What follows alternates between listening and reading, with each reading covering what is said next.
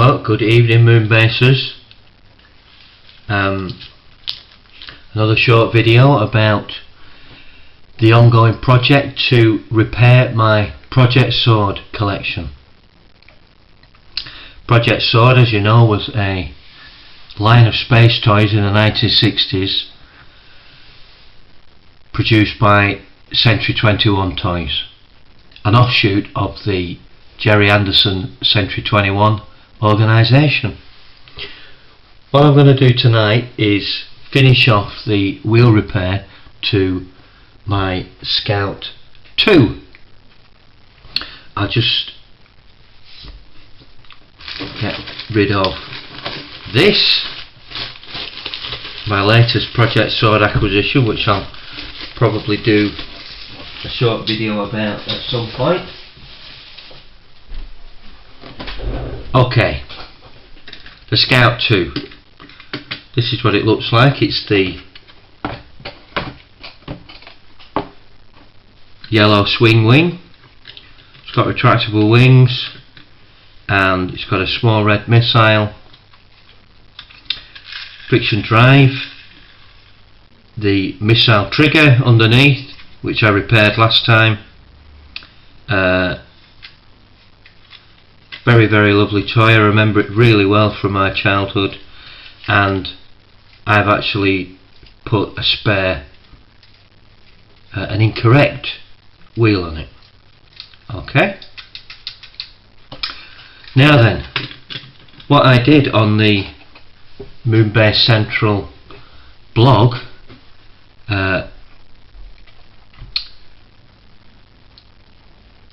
online, which is devoted to Project Sword toys, I appealed to readers if they had a particular toy which has the same wheel that should be in Scout 2. Amazingly, my call was answered by an incredibly generous reader called Tony.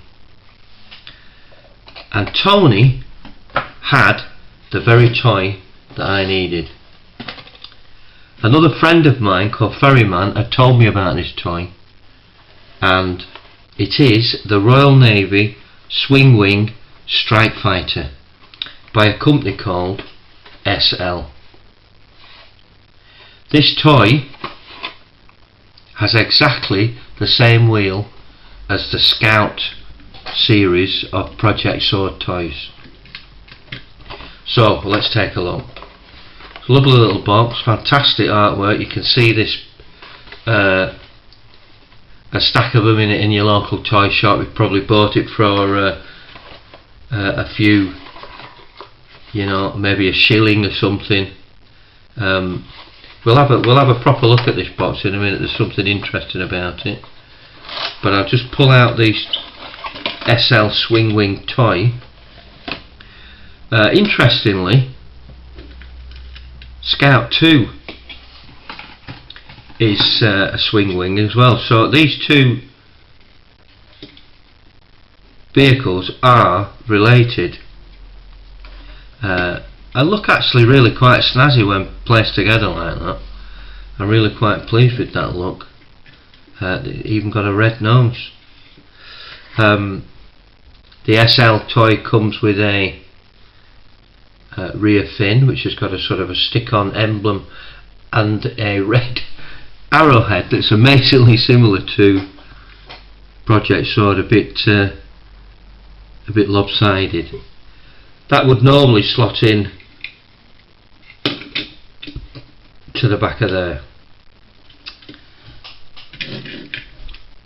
but what we're interested in tonight is the wheel, and there it is. We need to replace this spare part I've put on with this, which is the proper one. Now, the theory is this should just pull out and insert directly into here. So let's have a go. First of all, we'll take the spare out, which I'm hoping to put into the Royal Navy swing wing, Now then, let's just ease this out without the usual shenanigans of something going completely belly up. Oh, it's come out. That's fantastic. Does it actually work as a wheel yet? Fantastic.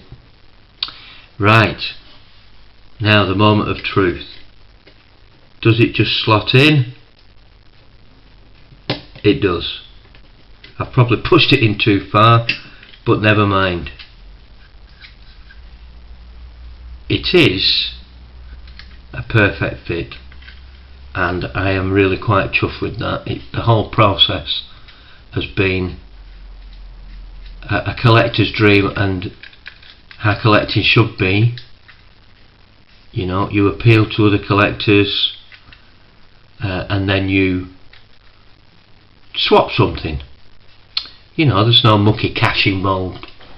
So I swapped a few LP Spacemen for this toy. Now that has worked out perfectly. That is, as far as I'm concerned, the correct wheel. It actually, friction drive is brilliant on it. So I'm really quite pleased with that. Now, will my plan of just replacing that with this work? No, because this is not a hole all the way through. So what we're going to end up with is a swing wing with a vertical so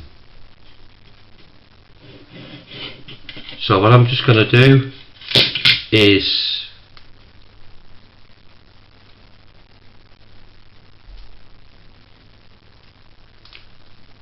that was actually glued on, so there's another great Moonbase video cock-up. I must have glued that on last time. No matter, it doesn't actually work anymore. What I'm going to do is insert that in some way, but we're not going to do that now. It's not about repairing this toy, so we're just going to put all that to one side. The thing I just wanted to finish this short video off with was about actually the company SL. Not a company I know a lot about. My friend Bill actually had an SL Jeep as a kid. This is the SL Royal Navy Swing Wing. So my feeling is SL were probably a minor player in plastic toys, and they may have indeed, you know, knocked off much bigger players. I say that because here we have my SL Task Force number 3, which is the Project Sword Task Force number 3, albeit in white. The Century 21 version is red. This is the white Task Force version with the same Task Force stenciling as the American Tar Heel version, which I haven't got, so I can't compare them exactly. There may be some differences. There's certainly no reference to Century 21 or Tar Heel on the base. So that's an SL Project Sword vehicle. Now we've just used an SL Swing Wing for the repair of a true Project Sword vehicle, a Century 21.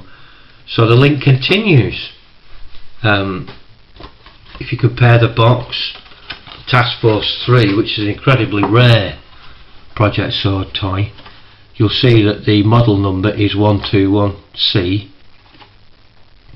and on the Swing Wing, not too far off, not too much later to be honest, number 136. So this, if consecutive numbering means anything, came later, but not much, than this. These two guys are more or less related. You know, they could have easily have been in the SL workshop or import depot or whatever at the same time. So I think that's fascinating, and I've never been able to find any other SL Project Sword toys. It would make sense that they'd make Task Force number 1 and 2, but I've certainly not, in 25 years of collecting Project Sword, ever seen any. Having said that, the way I got this was a complete fluke. Someone contacted me, having seen the blog Moonbase Central. They'd found it in a charity shop and bought it for 99 pence. So there you go. Just one final look at the Scout 2 wheel. That's done. Fabulous. Okay, that's all folks from Moonbase Productions. Until next time, talking about Project Sword.